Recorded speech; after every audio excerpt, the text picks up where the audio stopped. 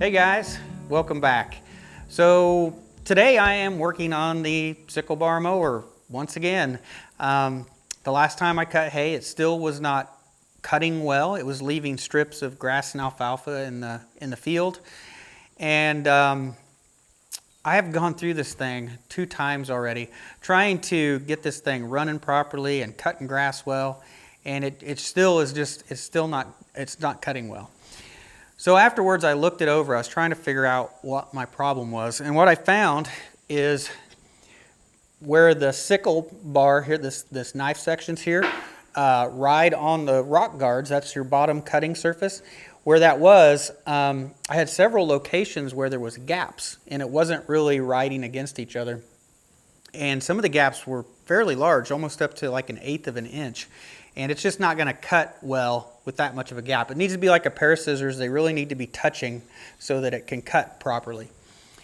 And I had just replaced all the rock guards on that whole sickle bar. And I assumed everything would just be fine. But what I found is, even though they're all brand new, they're not perfectly identical. Some of them sit a little bit different than others. So some may be, nice and flat, and you might end up with one that rides up a little bit or down a little bit. And where that happens, you're going to end up getting gaps. And so what I'm going to do today, I'm going to try to get this all corrected and try to get it running good. We're going to make some other adjustments and, just kind of go through the mower one more time. And so hopefully when I'm done, this is the last time I have to go through it this in depth, and hopefully it'll be running good. So I'm going to try to straighten all the rock guards. I'm going to try to get them all bent so they're nice and flat, and I've got a nice straight cutting surface. And then on this sickle bar knife section, I'm going to go ahead and just rebuild this. I'm going to go ahead and take all the old knife sections off, and I'm going to replace all them. And then I'm going to make a few other adjustments. We're probably going to adjust the lead on the mower. Now the lead, what that is basically the angle that the sickle bar sits to the tractor. And it's actually supposed to kind of sit forward a little bit. The end of it's supposed to ride forward, and then as you mow, the friction of the ground will pull it back to where it's perpendicular. That's the way it's supposed to work. And a lot of people from the aerial footage and stuff like that think that my lead is not big enough. So we're going to try to get that adjusted, and then I've got a few other parts to replace. So let's go ahead and get started, see if we can get this thing cutting good. So before I can bend the rock guards back straight, I'm going to go ahead and replace all these sickles.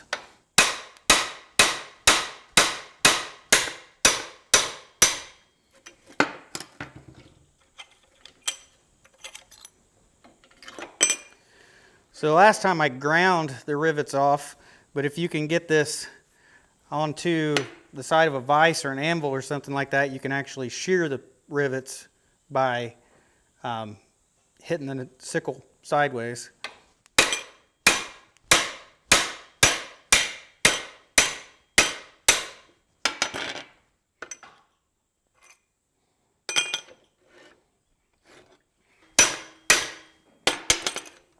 So you can see that works pretty good, being able to shear these rivets off. Now you can see the rivets still left in here. I'll have to come back and punch these out.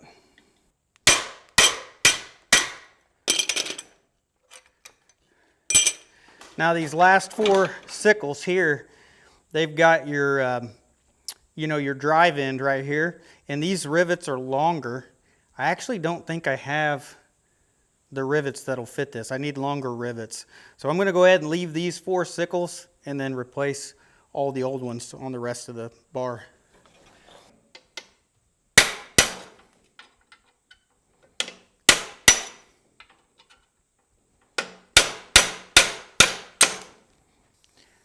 So now I'm going to start putting my new knife sections on, and I did end up getting rivets for this. I couldn't find these in the store. I had to buy those online.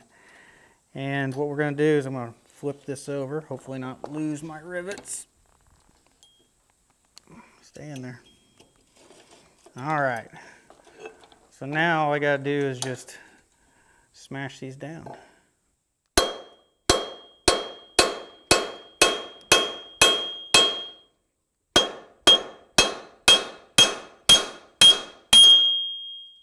Nice ring to that railroad track anvil. Look at that, there we go. Pretty easy. I don't know why you can't find those in a store, but they actually work pretty good.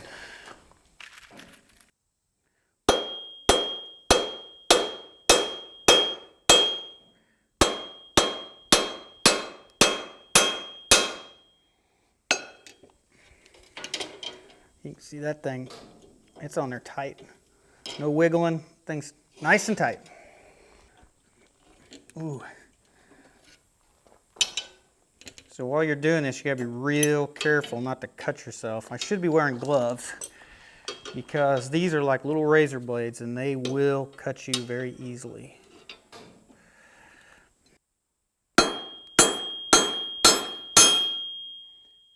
So before I bend these rock guards back, I'm gonna replace these wear plates. This is what the back of the sickle knife rides on. And then the front of the knife, the cutting surface, you know, it rides on the cutting surface in here in these rock guards. So having these new wear plates will help, you know, tip the knife down so that the front of the knife rides the guard correctly.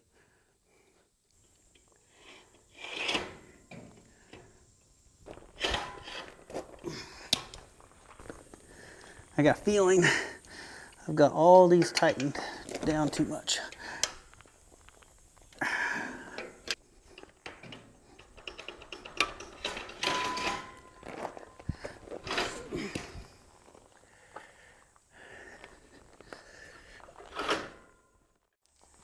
Now I did buy new hold downs for back here where I have a lot of these bolted on sections. I replaced these earlier this year, and this hold down is different. It's got these rear hold downs and the front hold downs, and it seems to be doing a better job holding the sickle down. I kind of wonder if I replaced all of these if that would help, but definitely this seems to be, you know, doing a better job holding this down. So I've got a pretty good gap in this cutter blade, but then when you really look closely, the back of the sickle bar is not riding on top of the wear plate. It's not still being held down. It's raised up. And I think that's where most of my problem is. It's probably going to be more to do with the hold downs than it was the rock guards. So this is a hold down, and you can bend the front of this down to adjust how tight it holds, but it actually holds down back in here as well. And until you turn this over, you can see that it's completely worn down about 1/8 of an inch, and that's what's the back of the sickle is not being held down and it's raising up. So I think my true problem is these hold downs are just worn out back here. So what I'm thinking is maybe since I don't have any to replace this, I can put a weld on here and build this back up with a weld and then grind it back flat, and maybe that'll help hold down the sickle bar.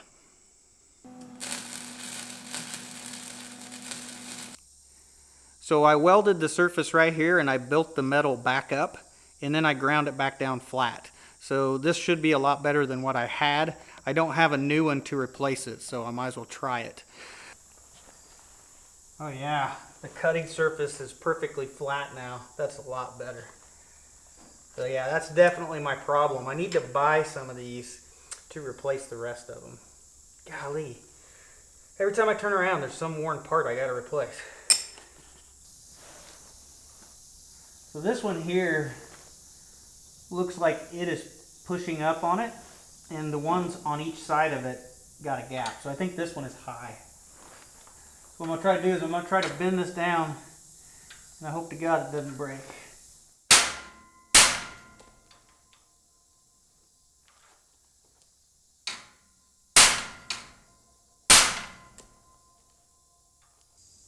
So I think I've got the sickle bar adjusted now where the cutting surfaces are, you know, fairly close together, and they should cut better, I hope.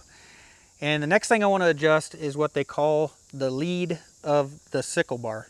And I've had a lot of people suggest it. Several comments say I need to adjust the lead on the sickle bar. And what that is this, the sickle bar should actually be slightly angled forward. And as you drive the tractor and you mow, the friction of the ground will flex the sickle bar backwards, and it should end up being 90 degrees as you're mowing. Now, if you don't have that adjusted properly, as you mow, it will actually be slightly backwards and not cutting properly. So that's according to the manual. I've got the manual in the truck. I've read how to do it. So let's go ahead and see if we can get this tweaked where it's angled forward a little bit more. So what we need to do is we need to adjust this pivot right here. There's two washers that are stacked up on this end. And what you do is you move one washer and you put it in the front. And that'll move the pivot backwards, thus moves the sickle bar forward. So it sounds easy enough. Let's see how hard it is.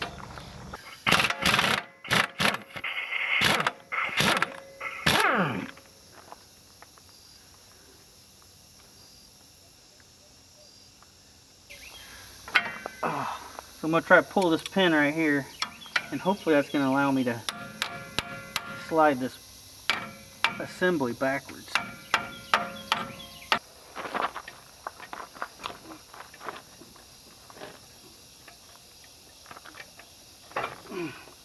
Aha!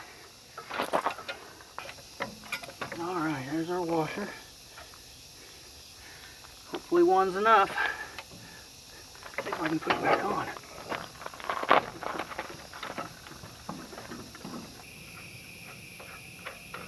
Alright, I got one washer on the back side. Hopefully that's enough. Tomorrow morning we'll get this out and try it out, see how well it cuts. So first thing this morning, I decided I was going to look at the outer shoe on the sickle bar because it's never really looked right.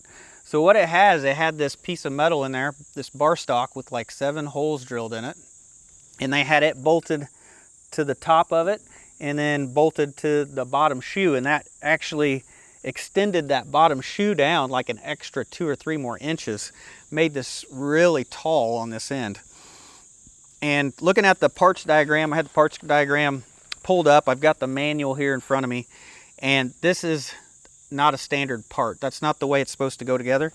So I've got this all fit back together where it bolts directly together here from the shoe, and I think this is all right now. So the next thing I wanted to look at was this Swathboard. On the last video I had with the sickle bar, a lot of people mentioned the Swathboard was not correct. They said, well, that's sticking up in the air, and it should be riding the ground. Well, the reason it's sticking up in the air is because the previous people had drilled an extra bolt hole in here. So it had 2 bolts in here holding it up in the air. Well, now that I look at the manual, I can see that's obviously not right. It should just have 1 bolt hole. And it actually has like a little sled shoe back here. So it's supposed to ride the ground in the back. And it's supposed to have a compression spring up here on the bolt, and that's going to allow this to flex a little bit. So you have a compression spring that's supposed to be here, and if it hits anything on the ground, this thing will be able to deflect sideways if needed. Well, I don't have a compression spring, so to really fix this properly, I'm going to see if I can have to go find one that'll work. All right, so I've got my compression spring on there, and that's going to allow this Swathboard to be able to go up and down. It can also spring side to side if needed. One bad thing about this is somebody has cut material off of here. It used to go forward, like this far forward, and they've cut it back. Now it should have a hook just like that, but it should be way more forward. It would catch on this lip, preventing it from falling far down, but it doesn't have that, and it'll actually get to where the bottom of the Swathboard, this top arm hits the ground instead of the shoe. So what I need to do is I need to put a stop on here so it won't fall down too far. So I've made a piece of metal that will stick out here and hit this stop, and we're going to weld that on. But before I do that, I'm going to raise this up and say we'll say that's the most we want this to fall down.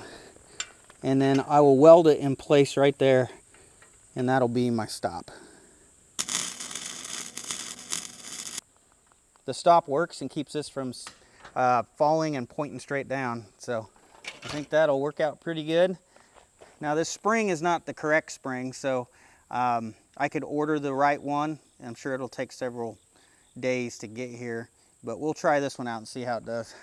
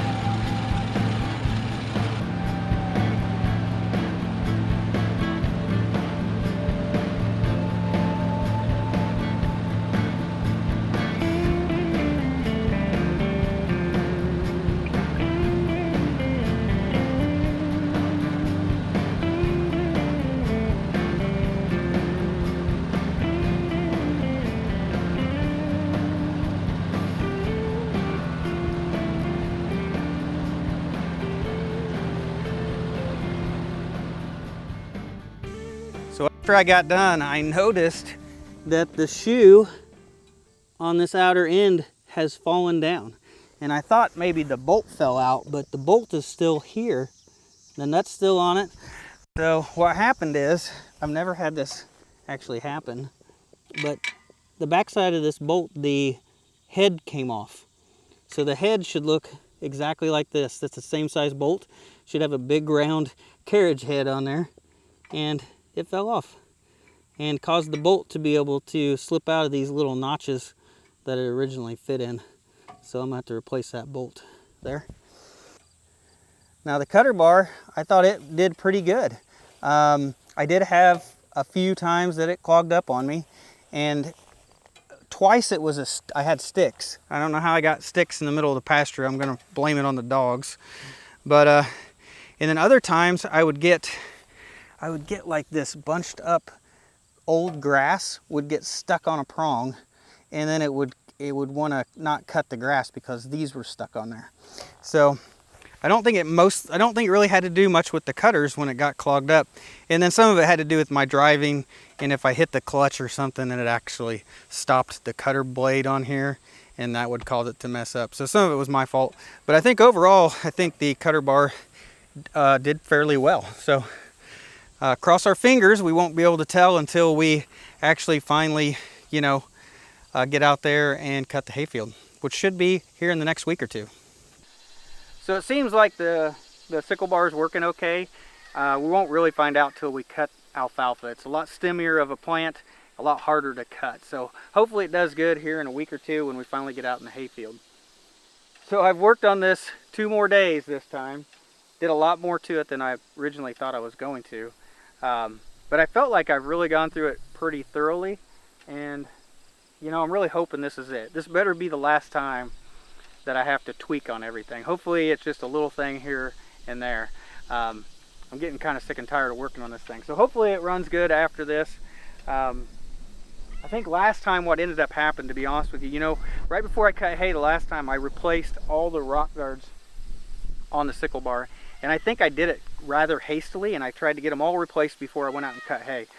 And when I did that, I don't think that I got all of the hold downs and just everything on there adjusted properly. And I think that's where a lot of my problems was, because really the second cutting of hay, this cut worse than the first cutting of hay. That's how bad it was. So yeah, hopefully this time I finally got it and everything's good. It looks good. So yeah, stay tuned. Here in another week or two, we'll be back out in the hay field cutting the hay. And the good thing is I did sell all the hay from the second cutting, and then I think I've pre-sold all the hay for this next cutting.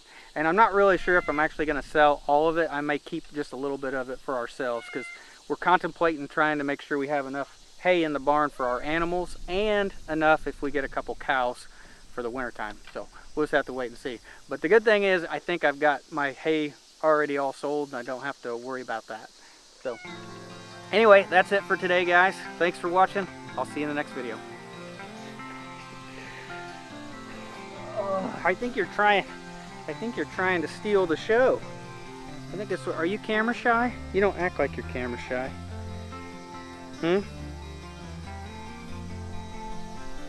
Yeah. Yep. We got 5 cats now. Boy, that ought to be enough to keep all the mice out of the whole property, maybe. Definitely keeping them out of the barn.